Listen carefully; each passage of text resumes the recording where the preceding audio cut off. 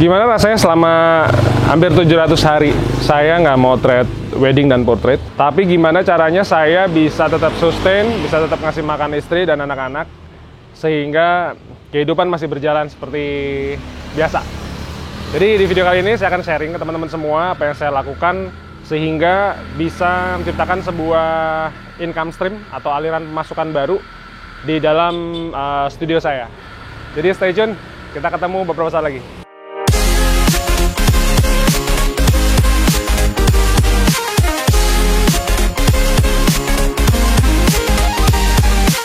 Halo, selamat pagi teman-teman semua. Kembali lagi dengan saya Bima Aditya. Salam kenal buat teman-teman yang barusan subscribe. Terima kasih. Jadi hari ini saya ajak teman-teman masuk ke rumah saya. Ini adalah rumah saya ketiga yang saya bangun untuk guest house. Dan saya akan sharing banyak hal tentang bagaimana caranya menciptakan sebuah aliran income baru buat semua orang sih sebenarnya, terutama buat teman-teman yang berprofesi sebagai seorang fotografer, artinya senasib dengan saya. Kalau saya bisa sampaikan ke teman-teman semua bahwa pandemi ini kan dari mulai 2020 ya, tapi kemudian sampai 2021 nggak selesai juga gitu. Cuman banyak nggak sih fotografer yang kemudian akhirnya chaos gitu, finansialnya banyak banget. Saya juga menyadari bahwa kalau misalnya Allah tidak memberkati saya dengan sesuatu hal yang lain, maka chaos juga.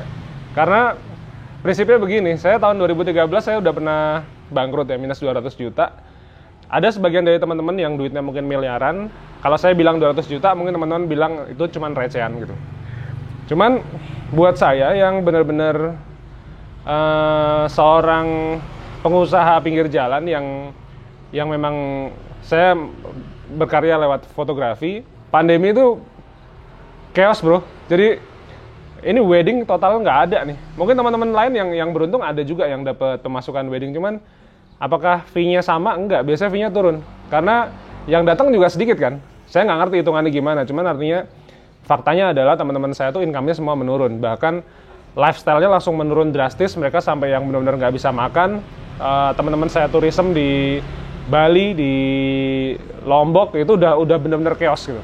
Nah sekarang bagaimana sih caranya menciptain sebuah ide usaha ketika mungkin suatu saat nanti akan terjadi lagi semacam pandemi ini, cuman topiknya berbeda. Karena yang saya pelajari adalah tahun 2013 saya minus 200 juta karena kesalahan saya menggunakan kartu kredit untuk bisnis. Ini bukan untuk foya-foya, tapi untuk murni untuk bisnis. Tapi kemudian saya bangkrut minus 200 juta. Nah dari situ ada satu hikmah yang bisa saya sampaikan di video kali ini. Dulu saya pernah memperkirakan bahwa saya orangnya suka berandai-andai. Bagaimana ketika saya sudah tidak bisa lagi memotret, tapi saya tetap suka dengan fotografi gitu. Akhirnya pada tahun 2013 saya mencoba untuk membangun sebuah guest house sederhana. Ini benar-benar adalah guest house abal-abal yang saya bangun dari kamar bekas kos-kosan. Kemudian teman-teman mungkin udah tahu namanya Boma House, harganya cuma 10-12 dolar per malam. Cuman di keadaan saya minus 200 juta itu, dipercaya atau enggak, guest house mini itu yang hanya ada 2 kamar, satu pakai AC harga 12 dolar, satunya pakai fan 10 dolar, itu benar-benar menstabilkan keuangan saya. Minus 200 juta dengan 9 telepon debt collector setiap hari selama 3 tahun. Ya tahun pertama 9, tahun kedua mungkin 7 debt collector, tahun ke 2,5 mungkin tinggal 5 gitu, sampai 3 tahun lebih sedikit utang saya lunas 200 juta. Cuman yang namanya belum pernah ketemu debt collector ya, belum pernah diteleponin sama debt collector, hati-hati ya.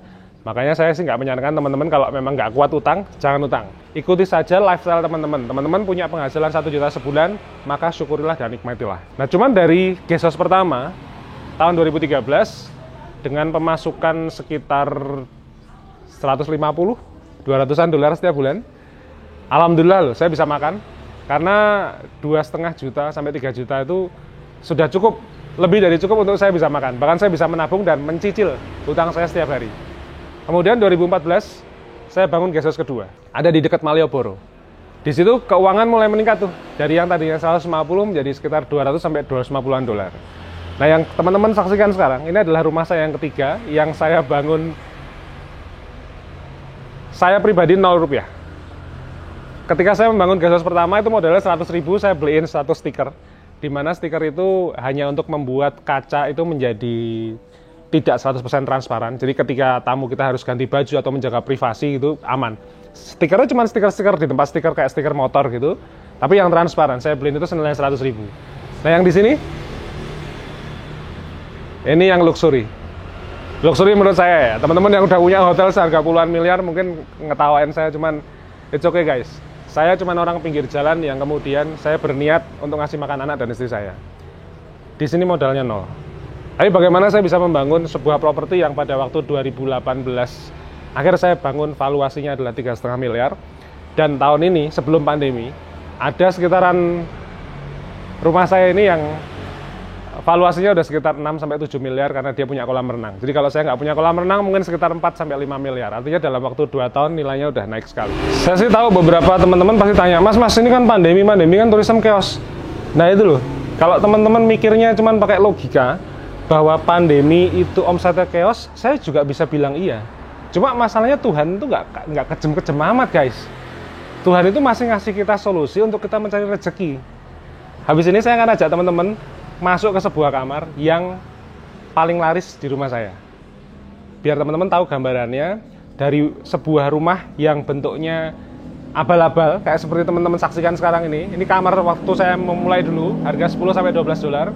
Sekarang saya bisa sewain harga sekitar 29 sampai mungkin 45 dolar kalau pada waktu peak season. Dan di sini earningnya bisa sekitar sampai 5.000 sampai 7.000-an dolar. Gak usah khawatir, saya bayar pajak setiap bulan. Ada laporannya. Habis ini saya akan ajak teman-teman masuk ke dalam ya. Baik teman-teman, habis ini saya akan masuk ke kamar pink. Ini adalah kamar paling favorit karena pencahayaannya bagus. Jadi ini adalah warisan yang saya. Saya diwarisin pintu gebyok ini. Kalau dalam bahasa Jawa kita ngomong gebyok. Dan kemudian ini dilukis sama pelukis lokal dari Bantul. Ini bagus banget. Di sini saya menggunakan investor om saya. Jadi mungkin juga banyak yang ngetawain, wah omnya sendiri gitu. Belum tentu guys. Belum tentu ada orang yang bisa meyakinkan omnya untuk bangun properti senilai 3,5 miliar kayak begini. Ini adalah berkah ya. Jadi kita harus syukuri. Nah, jadi ini adalah kamar pink. Ini kemarin habis ada tamu di sini. Jadi kita cover semua. Jadi kalau kamarnya pink, selimutnya pink, bed covernya pink, terus ada bantalnya 1, 2 ini juga warnanya pink. Nah, dekorasi itu teman-teman lihat lacinya itu juga warnanya pink. Ini sekarang, ini adalah tempat anduk sama tempat baju kotor. Kemudian ke sini ada meja kecil. Ini sekarang kita kasih hand sanitizer. Ini ada TV. Sekarang tidak difungsikan TV-nya karena omset saya turun. Jadi kita punya special price buat tamu-tamu yang nginep di sini. Karena TV-nya nggak kita fungsikan, tapi internet masih. Ini ada hanger buat centelan. Terus kemudian ini adalah kaca, besar sekali kacanya. Nah, dari atas ke bawah ini. Oke. Pakai AC nggak? Pakai dong. Dari kamar pertama ada AC, ada fan. Jadi, ya alhamdulillah sekarang saya punya uang untuk bisa kasih AC semua kamar. Ini adalah kamar mandinya. Ini ada sabun, ini sampo. Wastafelnya kecil, coba lihat teman-teman nih. Ini jari saya segini, ini sekitar 23 cm lah. Ini jari cuma 50 cm, ini cuma sekitar 20 cm. Cadangan tisu. Ini kloset. Terus kemudian saya pakai shower tray. Jadi shower tray itu semacam area untuk mandi begini. Ini kecil, cuma 1 meteran. Nah, ini showernya. Custom dari Kuningan. Oke, jadi kalau nanti tamu nginep sini, nanti jam 7 sampai jam 9 ada waktu untuk sarapan. Nah, begitu keluar, deng-deng, ini adalah halaman rumah yang saya. Saya di sini row ini punya 3. Ini 1 kamar pink, kamar ungu, sama itu kamar merah. Ini juga warisannya yang saya. Di sini ada kamar kuning. Ada kamar, wah gambarnya terang sekali. Ada kamar hijau, mungkin terlalu terang ya. Ini ada kamar biru. Lalu nyempil di sini ini ada kamar Tosca. Jadi di sini saya punya 7. Di depan sana teman-teman sudah sering dengar di vlog saya. Itu adalah Sapulu Coffee, di mana tamu-tamu saya sekarang bisa sarapan. Itu ada barista saya, head bar saya, namanya Haki di situ. Sekarang apa hikmahnya? Ketika saya mulai dari 2013, kemudian sampai 2021, artinya udah 8 tahun ya, saya masuk dunia hospitality. Jadi begini, dulu saya pernah baca sebuah buku, bahwa ketika seseorang itu punya sebuah pekerjaan, kalau dia bisa hidup 3 bulan tanpa melakukan pekerjaan tersebut, berarti orang itu punya satu kemampuan yang berbeda, artinya sedikit lebih tinggi daripada orang-orang lainnya. Tapi kemudian saya membaca sebuah buku, saya suka sekali, namanya, ini karangannya Donald Trump sama Robert Kiyosaki, jadi Why We Want You to Be Rich. Dia bilang begini, kalau misalnya, nggak cuma 3 bulan nih, kalau misalnya Anda semua bisa hidup selama 1 tahun, tanpa melakukan pekerjaan utama kalian, dan masih bisa menjaga lifestyle, itu berarti teman-teman semua sudah dianggap mampu, sudah dianggap makmur. Pernah nggak saya terpikir itu? Pernah. Jadi kita nih semua, saya, teman-teman semua, itu bisa menghadapi sebuah permasalahan yang sangat berbahaya di dunia ini. Apapun keadaannya. Dulu 2013 saya minus 200 juta. Sekarang di 2020 sampai 2021 kita masih pandemi. Lalu kemudian ada saudara saya yang kemudian sakit sehingga tidak bisa bekerja. Artinya itu tidak hanya menghantui orang-orang yang sudah tua, itu bisa menghantui juga kita-kita yang masih muda, termasuk teman-teman di rumah yang masih muda, lebih muda daripada saya.